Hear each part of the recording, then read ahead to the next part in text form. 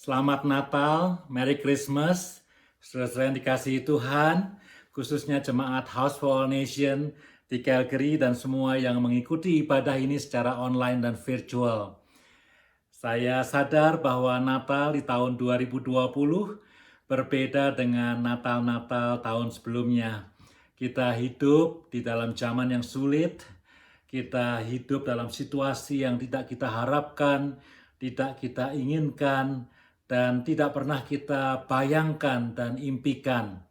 Tapi sore hari ini, izinkan saya untuk meyakinkan saudara-saudara bahwa di dalam Kristus Yesus ada pengharapan yang hidup, bahwa di dalam Kristus Yesus ada pengharapan yang tidak mengecewakan, bahwa di dalam Kristus Yesus ada pengharapan yang penuh dengan damai sejahtera. Dan itu bukan teori atau kata-kata saya pribadi, tapi itu yang disampaikan oleh firman Tuhan yang ya dan amin.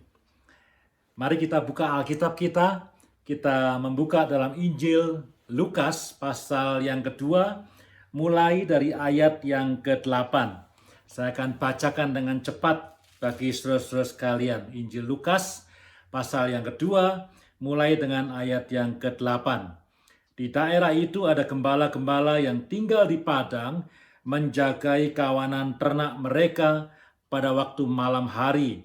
Tiba-tiba berdirilah seorang malaikat Tuhan di dekat mereka, dan kemuliaan Tuhan bersinar meliputi mereka, dan mereka sangat ketakutan. Lalu kata malaikat itu kepada mereka, "Jangan takut, sebab sesungguhnya aku memberitakan kepadamu kesukaan besar untuk seluruh bangsa. Hari ini telah lahir bagimu juru selamat, yaitu Kristus Tuhan di kota Daud. Dan inilah tandanya bagimu, kamu akan menjumpai seorang bayi dibungkus dengan lampin dan terbaring di dalam palungan."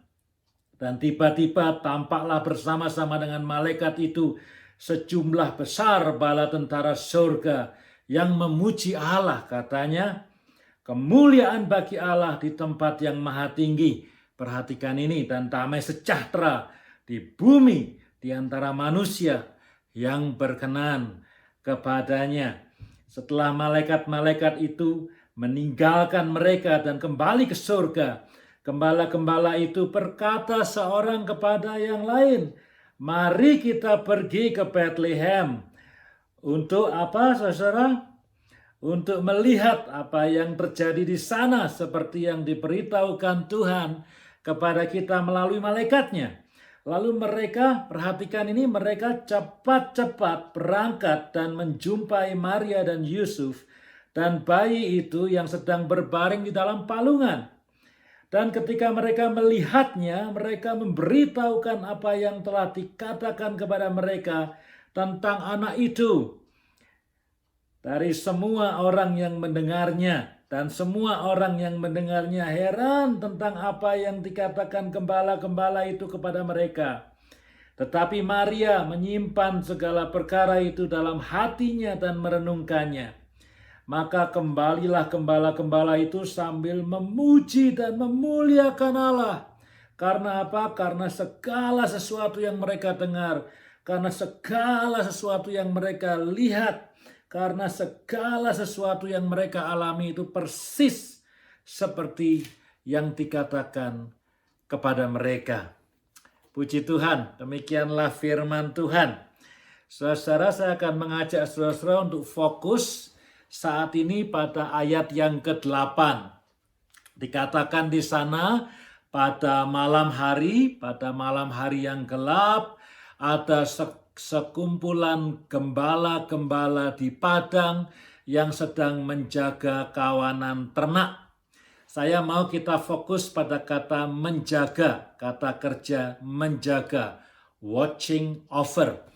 Pekerjaan menjaga adalah pekerjaan yang perlu konsentrasi, pekerjaan yang perlu fokus, ya. Tujuannya apa? Kalau dalam konteks ternak Tentunya kalau kita menjaga ternak supaya ternak itu tidak dicuri orang, ya.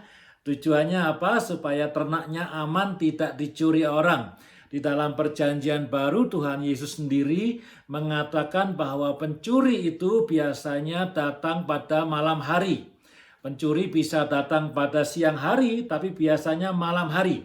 Jadi kalau menjaga ternak pada malam hari, fokus dan konsentrasinya harus lebih hebat, harus double gitu ya, double attention. Supaya apa? Supaya tidak dicuri ternaknya karena gelap, pencuri tidak kelihatan. Tapi kalau siang hari barangkali lebih jelas begitu ya. Jadi itu tujuan menjaga. Tujuan lainnya dari menjaga adalah supaya ternak-ternak yang digembalakan tidak diserang dan dibunuh dan dimakan oleh binatang buas, ya. Kalau kata orang Jakarta, kita meleng sedikit saja, barangkali ada binatang buas yang menyerang, attacking dan membunuh ternak yang kita gembalakan. Jadi pekerjaan atau kata kerja menjaga itu perlu perhatian, perlu fokus, perlu konsentrasi yang sungguh-sungguh. Contoh yang lain adalah pekerjaan babysitter. Seorang babysitter menjaga bayi atau anak yang kecil. Kalau dia terlena sedikit saja, misalnya ngantuk atau barangkali sedang main sosial media di handphonenya, barangkali bayi itu bisa terjatuh, bisa terluka, bisa menjatuhkan gelas yang mungkin akan membahayakan dirinya sendiri. Jadi seorang babysitter, kecuali kalau bayinya sedang tidur, dia harus mengawasi dengan seksama, dengan konsentrasi, dengan fokus, supaya bayi ini dalam keadaan yang baik dan selamat. Pekerjaan yang lain lagi adalah seorang security, seorang penjaga keamanan, seorang satpam. Kalau tidak ada pandemi, banyak di antara kita yang bekerja di kantor. Biasanya kita bekerja kira-kira 8 jam sehari. Dan pada umumnya mayoritas orang bekerja pada pagi hari sampai sore hari. Setelah kantor tutup, para staf pulang ke rumah. Apakah kantor atau gedung itu kosong? Tidak. Tentu ada security yang harus bekerja di malam hari. Tujuannya apa? Untuk mencegah orang jahat masuk ke dalam gedung atau ke dalam kantor. Mencegah orang yang tidak semestinya masuk, kemudian masuk ke dalam kantor atau gedung tersebut. Dia harus checking bahwa semua pintu telah terkunci. Dia harus checking bahwa semua dalam keadaan baik. Itu adalah tugas security. Security ada di pagi hari, ada di siang hari, ada di sore hari, ada di malam hari. Orang yang bekerja di kantor yang normal barangkali hanya pagi sampai sore. Artinya apa? Pekerjaan menjaga itu satu pekerjaan yang saya tidak mengatakan lebih penting dari pekerjaan yang lain, tapi saya mengatakan itu perlu satu konsentrasi dan harus berlangsung secara terus-menerus.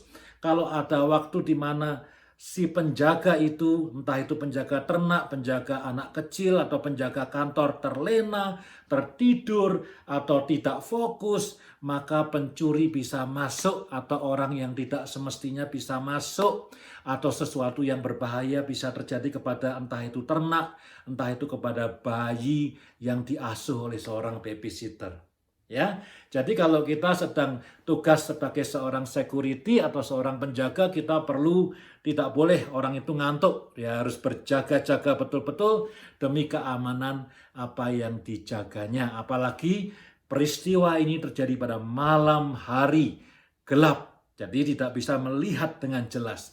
Dan tiba-tiba ada seorang malaikat Tuhan turun dengan cahaya yang bersinar-sinar dan menampakkan kemuliaan Tuhan sehingga para gembala itu ketakutan. Ya, kalau seandainya malaikat Tuhan itu turun di siang hari, barangkali kontrasnya tidak terlalu nyata begitu ya, barangkali silaunya tidak terlalu nyata. Tapi justru karena di malam yang gelap ada malaikat Tuhan dengan sinar yang terang benderang dan memancarkan kemuliaan Tuhan, itu membuat para gembala itu shocking dan kaget. Wah, ada apa ini? Wah, ada apa ini? Dan mereka ketakutan. Dan malaikat Tuhan mengatakan, jangan takut. Ini pesan yang sama yang diucapkan malaikat Tuhan kepada Maria. Jangan takut, kepada Yusuf. Jangan takut, kepada Zakaria. ayah dari Yohanes Pembaptis, malaikat juga mengatakan jangan takut. Karena itu pada saat ini, meskipun kita hidup di dalam kesulitan yang besar, meskipun situasi dunia ini tidak menguntungkan karena COVID-19, saya ingin memberitakan firman Tuhan. Bukan kata-kata saya yang bombastis atau yang sekedar supaya pidatonya atau khotbahnya bagus. Tapi saya juga ingin menyuarakan apa yang disuarakan Tuhan melalui malaikatnya. Jangan takut, karena aku, Tuhan maksudnya, menyertai engkau. Karena pesan Natal adalah Tuhan ada bersama-sama dengan kita dan Dia tetap campur tangan di dalam kehidupan kita. Entah kita merasakannya atau tidak, Dia ada bersama-sama dengan kita, menggandeng tangan kita. Jangan takut, itu firman Tuhan. Lalu malaikat mengatakan, dia meneruskan, aku membawa berita sukacita kepada bangsa-bangsa. Karena apa? Karena juru selamat manusia telah lahir. Dia adalah Kristus atau Mesias yang dijanjikan. Dialah Tuhan yang menjadi juru selamat dunia. Lalu belum selesai itu kemudian bala tentara surgawi turun. Mereka memuji-muji Allah. Dan mereka mengatakan damai sejahtera atau shalom. Itu akan dialami oleh orang-orang yang berkenan kepada Tuhan. Masih ingat ya waktu kita bicara soal Maria. Malaikat menampakkan diri kepada Maria dan mengatakan, hai Maria, Tuhan berkenan kepadamu. Kasih karunia Tuhan ada padamu. Favor Tuhan ada padamu. Dan kepada orang-orang yang mendapatkan kasih karunia Tuhan. Yaitu orang-orang yang percaya dan berserah kepadanya dengan sepenuh hati. Damai sejahtera Tuhan itu akan turun atas hidup orang-orang ini. Saya tahu, saya sadar ini bukan kata-kata yang tidak kontekstual. Saya tahu kita hidup dalam zaman yang chaotic, yang kacau balau saat ini kalau saya boleh katakan. Tetapi damai sejahtera Tuhan itu akan ada dan penuh di dalam hati orang-orang yang hidupnya itu berserah dan percaya penuh kepada Tuhan. Itulah orang-orang yang mendapatkan kasih karunia di hadapan Tuhan. Ya, luar biasa. Nah, yang menarik ini saudara-saudara, yang menarik ini. Setelah malaikat-malaikat pergi kembali ke surga, lalu gembala-gembala ini berbicara satu dengan yang lainnya. Ya, ayo kita pergi ke Bethlehem untuk melihat Sang Juru Selamat, Sang Mesias Kristus yang adalah Tuhan itu. Loh, menarik ya saudara ya. Tadinya mereka dengan penuh konsentrasi, bahkan saya katakan double concentration, double fokus harus menjaga kawanan ternak supaya tidak dicuri dan tidak dimakan oleh binatang buas. Tapi setelah kabar baik disampaikan, seolah-olah mereka lupa dengan ternaknya. Mereka ngobrol satu dengan yang lainnya. Ayo kita pergi ke Bethlehem untuk melihat Sang Mesias, Juru Selamat seperti yang dikatakan oleh malaikat itu. Dan Alkitab itu bagus sekali mengatakan, segera dengan cepat mereka pergi. Saya tidak mengatakan bahwa mereka meninggalkan ternak mereka, itu bukan maksud saya. Tapi ada sesuatu yang terjadi di sini. Dari fokus kepada ternak yang harus dijaga, dari fokus supaya ternak tidak hilang, dari fokus supaya ternak tidak diserang oleh binatang buas. Sekarang ada fokus yang baru. The Savior is born. Juru selamat itu sudah lahir dan dia Mesias yang dinubuatkan. Sekarang mereka berlomba-lomba, tergesa-gesa, terburu-buru. Kira-kira itu yang ingin digambarkan dengan kata-kata yang disampaikan dalam Injil Lukas ini. Mereka cepat-cepat, so excited, ingin melihat bayi Yesus, Sang Juru Selamat dunia itu. Jadi kalau misalnya ada saklar listrik itu, ada switch, di switch-nya berubah, fokusnya berubah begitu ya. Dari menjaga ternak, kemudian looking forward for the Savior of the world. Lalu mereka ke sana dengan semangat menghampiri Yesus, seolah-olah melupakan segala sesuatu. Masih ingat khotbah dari Pak Steve minggu lalu. Pak Steve mengambil kutipan. Dia mengatakan katanya kalau tangan kita ini menggenggam sesuatu dan kita tidak mau membuka genggaman itu, kita tidak bisa meraih sesuatu yang lebih baik. Karena kita menggenggam. Kalau orang Jawa mengatakan tangannya gondeli terus gitu ya. Kalau para gembala itu fokusnya terus kepada ternak yang dijagai. Kalau gembala itu fokusnya terus supaya jangan ada pencurian mengambil ternakku. Kalau gembala itu fokusnya terus supaya jangan ada binatang buas yang melukai ternakku. Maka mereka tidak akan berlomba-lomba cepat-cepat mencari dan menemui Yesus. Tapi gembala ini mau membuka genggamannya, mau membuka gondelannya, dan kemudian looking forward untuk sesuatu yang lebih baik. Kalau masih ingat khotbah saya beberapa minggu yang lalu ketika khotbah di badai salju, saya memberikan encouragement kepada kita semua sebelum masuk ke tahun 2021. Ayo kita tinggalkan apa yang harus kita tinggalkan di tahun 2020. Lepaskan itu. Kebiasaan-kebiasaan buruk atau dosa atau apapun juga, ambisi pribadi, ayo kita lepaskan itu. Tujuannya apa? Supaya di tahun 2021 kita bisa meraih sesuatu yang lebih baik. Supaya kita bisa berjalan dengan lebih ringan mencapai tujuan yang kita ingin capai.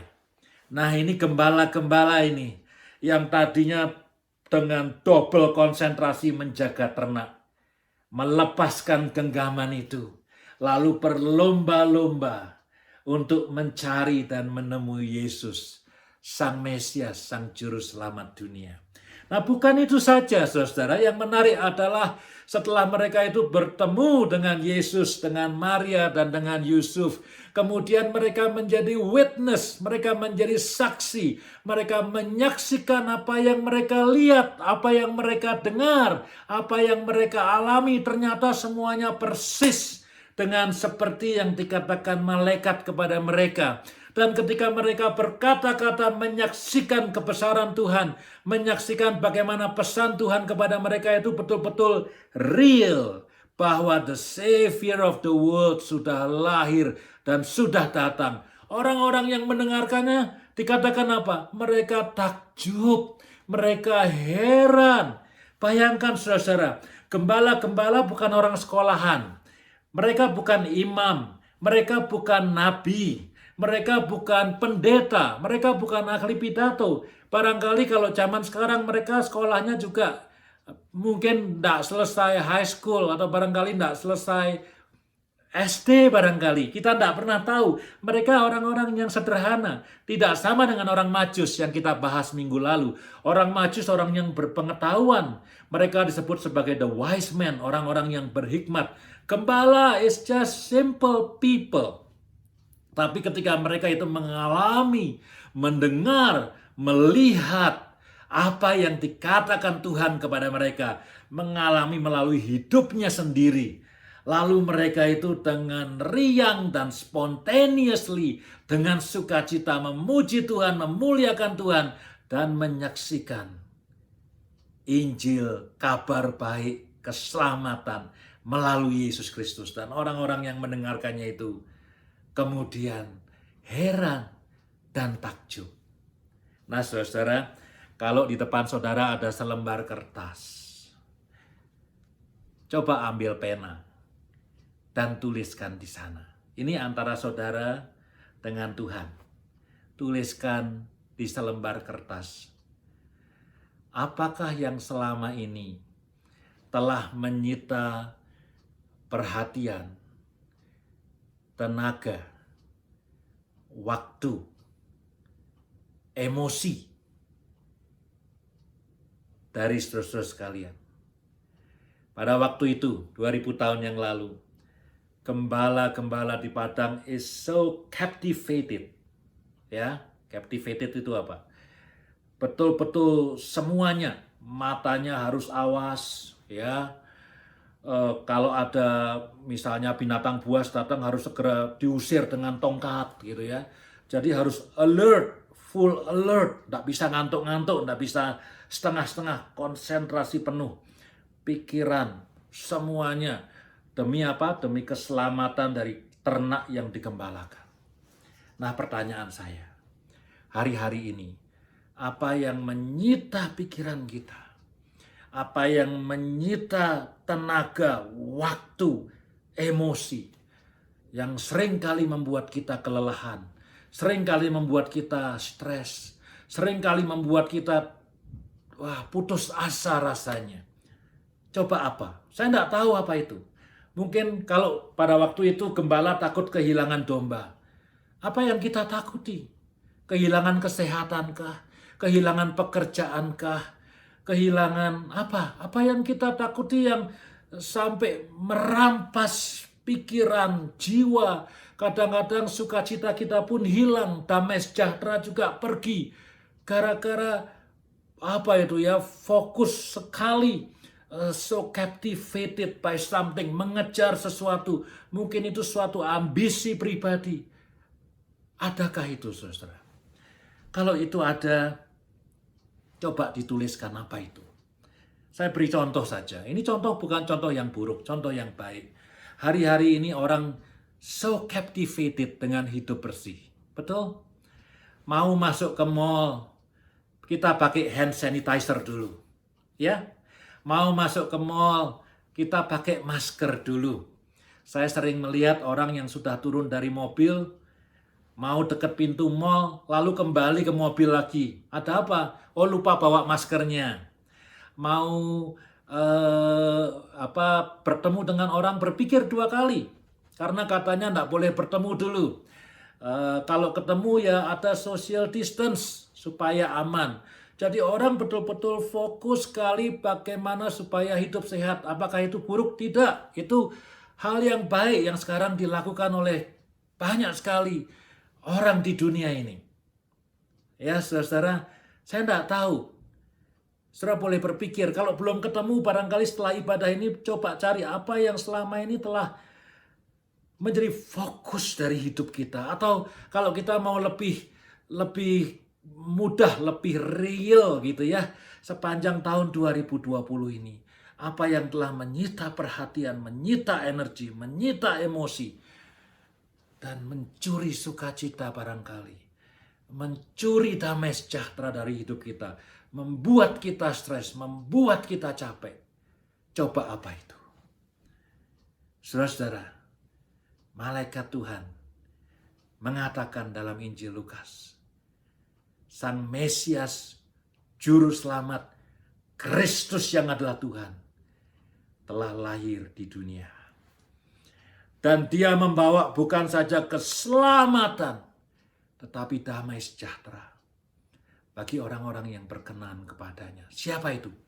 Orang-orang yang percaya dan berserah penuh kepada Tuhan.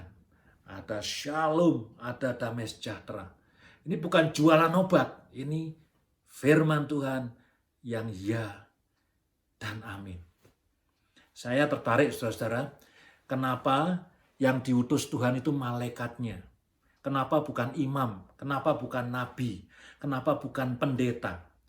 Kalau pendeta yang datang kepada para gembala, mungkin gembala-gembala itu nyuekin aja, cuek sama pendeta. Kenapa? Loh, ini ternakku ini loh. Kalau hilang satu bisa gawat ini. Kalau ada yang mati, berapa kerugiannya? Kalau cuman imam yang ngomong, mungkin dicuekin sama para gembala. Kalau cuma nabi, mungkin dicuekin sama para gembala. Kenapa? Karena kalau saudara masih ingat, sejak nabi terakhir dari perjanjian lama sampai pada kelahiran Yesus, itu ada masa-masa gelap yang saya bilang sebagai the dark ages. Kenapa masa-masa gelap? Karena sepanjang tahun-tahun itu Tuhan tidak berbicara kepada umatnya Israel. Bayangkan, Bukan cuma beberapa tahun, puluhan ratusan tahun barangkali. Tuhan tidak berbicara kepada umatnya. Bayangkan, Tuhan tidak berbicara kepada umatnya. Umatnya sudah lupa barangkali bagaimana suara Tuhan itu. Jadi kalau ada nabi lewat, apalah itu. Kalau seorang imam lewat dan berbicara, bukan sesuatu yang penting. Yang penting adalah kawanan ternak yang aku gembalakan ini harus aman, supaya aku tidak menderita kerugian. Saudara-saudara, saya bukan ingin menghakimi atau menilai orang, tapi barangkali kita juga hidup dalam saat yang mirip-mirip dengan mereka.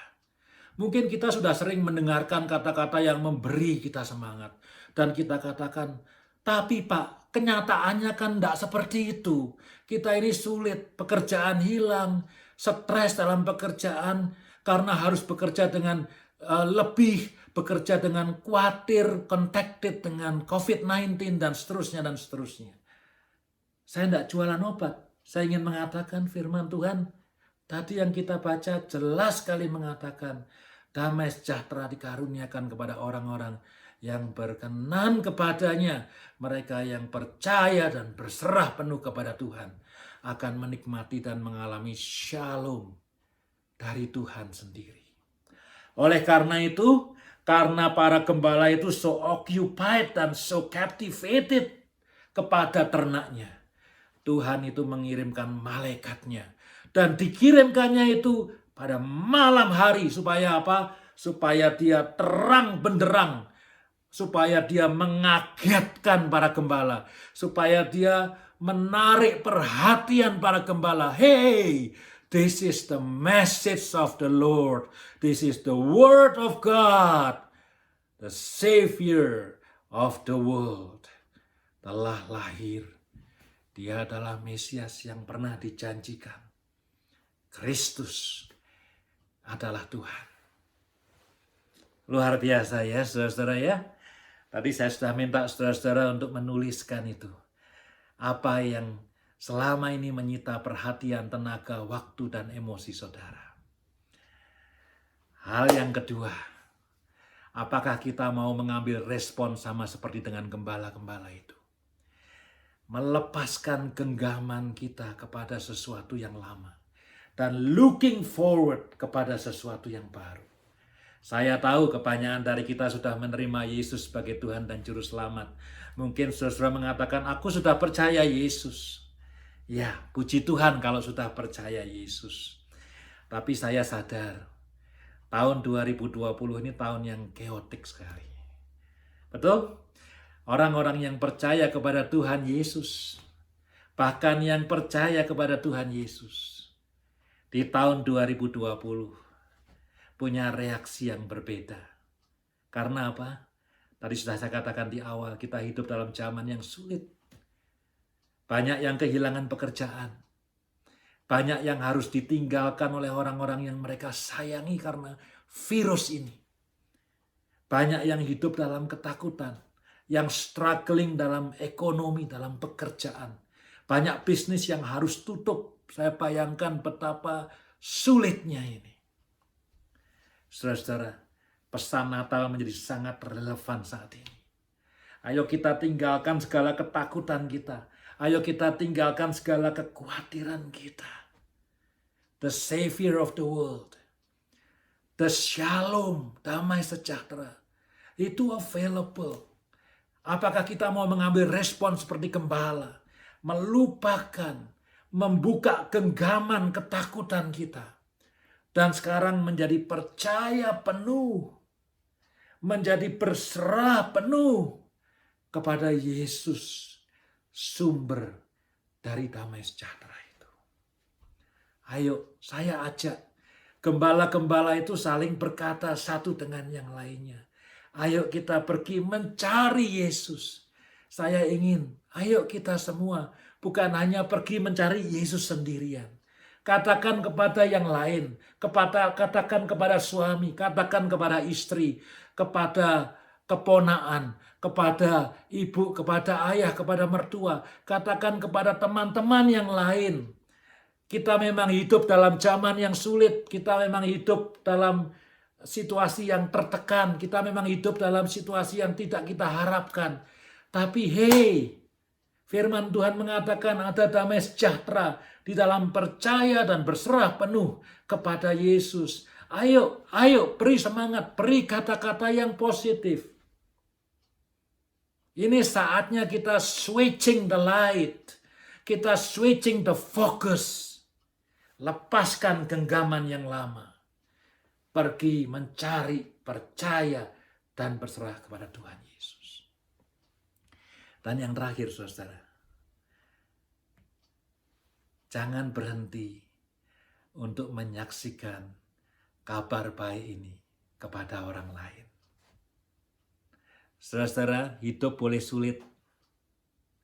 Hidup boleh stres. Hidup boleh up and down. Tapi panggilan menjadi pemberita kabar baik tidak pernah berhenti. Gembala yang tidak pernah sekolah teologi, gembala yang tidak tahu tentang firman Tuhan terlalu banyak, bisa dipakai Tuhan untuk apa? Untuk memberitakan kabar baik. Ayo kita semua, kita yang apalagi kita banyak ke gereja, kita mendengarkan firman Tuhan, dengarkan khotbah, sudah lama jadi Kristen. Ayo, suasana memang sulit, tapi panggilan untuk memberitakan firman Tuhan dan kabar baik tidak pernah dibatalkan. Dan itu melekat di dalam diri orang-orang yang percaya kepada Yesus. Ini terakhir ya, saudara, terakhir. Saya tidak tahu bagaimana mengekspresikannya. Tapi saya berduka. Karena saya tahu ada orang-orang yang harus meninggal karena COVID-19. Di Alberta sini, di provinsi di mana kita tinggal. Sudah banyak, bahkan berapa hari yang lalu, rekod satu hari 30 orang. Belum pernah terjadi sebelumnya. Berapa hari yang lalu? Minggu ini. Satu hari 30 orang gone to be with the Lord. Pergi, meninggal. Begitu ya. Saya sedih. Apalagi orang-orang yang meninggal itu beberapa di antaranya saya mengenal. Ada yang saya kenal karena saya tahu, tapi ada yang kenal dan dekat dengan saya. Dan ada orang yang meninggal karena COVID-19 dan orang itu sangat baik kepada saya. Sedih. Saya tidak bisa melukiskan. Dan mungkin saudara juga mengalami kesedihan yang sama. Begitu ya. Mungkin ada kenalan, ada saudara, atau ada orang yang sudah tahu dan harus meninggal karena virus ini. Tapi suatu hari, beberapa waktu yang lalu, saya diingatkan oleh teman saya. Juga hamba Tuhan. Teman saya ini berkata kepada saya, sedih melihat orang-orang harus berguguran, harus meninggal karena COVID-19. Tapi dia menyambung, tapi lebih sedih lagi. Karena apa? Karena banyak di antara orang-orang yang meninggal ini. Meninggal tidak di dalam Kristus Yesus. Saudara-saudara, saya tidak ingin menyepelekan betapa rasa duka kehilangan orang yang dikasihi. Tentu sangat sedih sekali dan saya mengalaminya. Tetapi harusnya bagi orang-orang yang sudah diselamatkan dan sudah mendengarkan dan melihat dan mengalami kabar baik di dalam Yesus Kristus, kita akan jauh lebih sedih jika kita menyaksikan orang-orang yang harus meninggal tidak di dalam Kristus Yesus. Ayo mengambil respon seperti gembala di padang, bukan hanya meninggalkan genggaman yang lama, untuk bertemu dengan Yesus, untuk mencari Yesus. Tapi setelah menemukan Tuhan Yesus, menjadi saksi, memberitakan kabar baik kepada orang lain.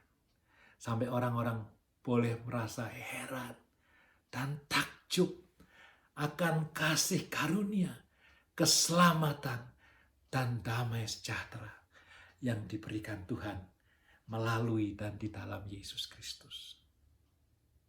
Luar biasa saudara. Inilah pesan Natal yang ingin saya sampaikan. Kiranya Tuhan memberkati dan menguatkan dan membangunkan kita semua. Justru di zaman dan di saat yang sulit ini, kita diingatkan ada satu yang bisa kita andalkan, yaitu Yesus Kristus. Mari memandang Yesus, percaya penuh dan berserah penuh kepadanya.